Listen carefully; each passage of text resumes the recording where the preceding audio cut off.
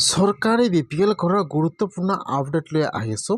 সেইটো আপডেট হ'ল, যদি আপোনালোকে চৰকাৰী ঘৰৰ কাৰণে এপ্লিকেশ্যন কৰিছিল আৰু আপোনালোকৰ জিঅ'টেক সম্পূৰ্ণ হৈ গৈছে, যিসকলৰ কিন্তু জিঅ'টেক সম্পূৰ্ণ হৈ গৈছে সেইসকলৰ একাউণ্টত চৰকাৰী ঘৰৰ ফাৰ্ষ্ট কিস্তি সোমাই গৈছে ৩২,৫০০ টকা। আৰু যদি আপোনালোকৰ চৰকাৰী ঘৰৰ জিঅ'টেক সম্পূৰ্ণ হৈ গৈছে, আপোনালোকে এতিয়াও চৰকাৰী ঘৰৰ ফাৰ্ষ্ট কিস্তি লাভ কৰা নাই, তেনেহ'লে কিন্তু আজি চৰকাৰী ঘৰৰ গুৰুত্বপূৰ্ণ আপডেট লৈ আহিছোঁ। সেইটো আপডেট হ'ল, যিসকলৰ জিঅ'টেক সম্পূৰ্ণ হৈ গৈছে এতিয়ালৈকে চৰকাৰী ঘৰৰ ফাৰ্ষ্ট কিস্তি লাভ কৰা নাই, এতিয়া কিন্তু সেইসকলে চৰকাৰী ঘৰৰ একাউণ্ট ভেৰিফাই লিষ্টটো চেক কৰিব লাগিব যে আপোনালোকৰ নামটো ভেৰিফাই হৈছে নে হোৱা নাই। কেনেকুৱাকৈ আপোনালোকে চৰকাৰী ঘৰৰ একাউণ্ট ভেৰিফাই লিষ্টটো চেক কৰিব যে আপোনালোকৰ নামটো ভেৰিফাই হৈছে নে হোৱা নাই। মই আজি এইটো ভিডিঅ'ত আপোনালোকক সম্পূৰ্ণ প্ৰচেছ ষ্টেপ বাই ষ্টেপ দেখুৱাই দি আছোঁ, কেনেকৈ আপোনালোকে একাউণ্ট ভেৰিফাই লিষ্টটো চেক কৰিব চাই লওক। এতিয়া আপোনালোকে ফাৰ্ষ্ট এইটো অপশ্যনত আহিব লাগিব, আপোনালোকে PMAY যে লিখি চাৰ্চ কৰি দিব। এতিয়া কিন্তু আপোনাৰ ওচৰত এইটো অফিচিয়েল অপশ্যন অপেন হৈ যাব এনেকুৱাকৈ।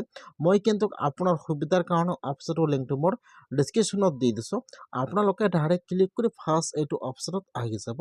হোৱাৰ পিছত ইয়াত চাব 2 নম্বৰত দিয়া থাকিব আৱাসত। এতিয়া আপোনালোকে ফাৰ্ষ্ট আৱাসৰ ওপৰত এবাৰ ক্লিক কৰিব, তাৰপিছত আপোনালোকে ৰিপৰ্টৰ ওপৰত এবাৰ ক্লিক কৰিব। এতিয়া কিন্তু আপোনাৰ ওচৰত এইটো হোম পেজ অপেন হৈ যাব এনেকুৱাকৈ।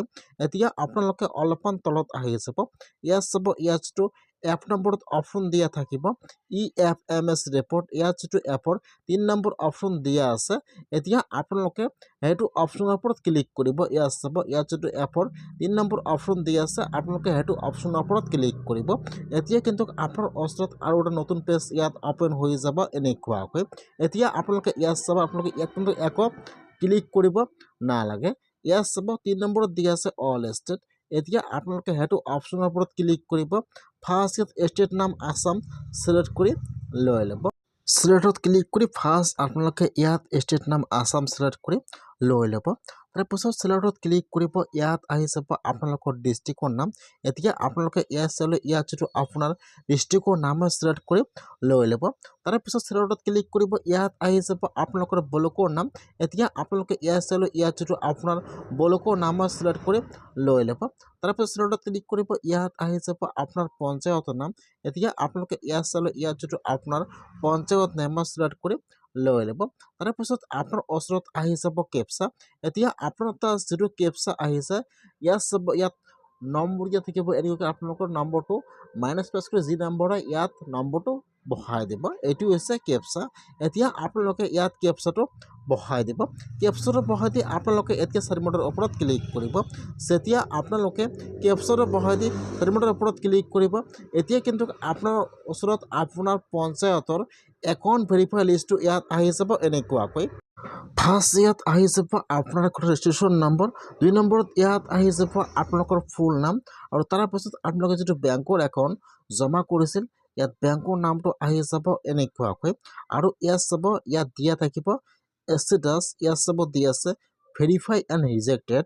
যদি আপোনালোকৰ এইটো লিষ্টত নাম আহিছে আৰু আপোনালোকৰ ইয়াত লিখা আছে ভেৰিফাই, তেনেহ'লে কিন্তু আপোনালোকৰ একাউণ্টত চৰকাৰী ঘৰৰ ফাৰ্ষ্ট কিস্তি ৩২,৫০০ টকা সোমাই গৈছে।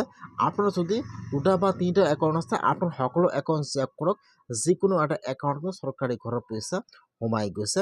আৰু যদি আপোনালোকৰ ইয়াত লিষ্টত নাম আহিছে আৰু ইয়াত লিখা থাকে ৰিজেক্টেড, তেনেহ'লে কিন্তু আপোনালোকৰ নামটো ৰিজেক্ট হৈ গৈছে, আপোনালোকে চৰকাৰী ঘৰৰ পইচা লাভ নকৰিব। সেইকাৰণে আপোনালোকে ফাৰ্ষ্ট লিষ্টটো চেক কৰিব লাগিব যে আপোনালোকৰ লিষ্টত নামটো আহিছে নে অহা নাই। যদি ইয়াত লিখা থাকে ৰিজেক্ট, তেনেহ'লে কিন্তু আপোনালোকৰ নামটো ৰিজেক্ট হৈ গৈছে। আপোনালোকে আপোনাৰ পঞ্চায়তত যাই যোগাযোগ কৰিব লাগিব, তাৰপিছতে আপোনালোকে চৰকাৰী ঘৰৰ পইচা লাভ কৰিব। সেইকাৰণে যদি আপোনালোকৰ জিঅ'টেক সম্পূৰ্ণ হৈ গৈছে, আপোনালোকে এতিয়া চৰকাৰী ঘৰৰ পইচা লাভ কৰা নাই, তেনেহ'লে আপোনালোকে আজি চৰকাৰী ঘৰৰ ভেৰিফাই লিষ্টটো চাই লওক যে আপোনালোকৰ নামটো ভেৰিফাই হৈছে নে হোৱা নাই। আপোনালোকে এনেকুৱাকৈ লিষ্টটো চেক কৰক, ডাউনলোড কৰি চেক কৰক।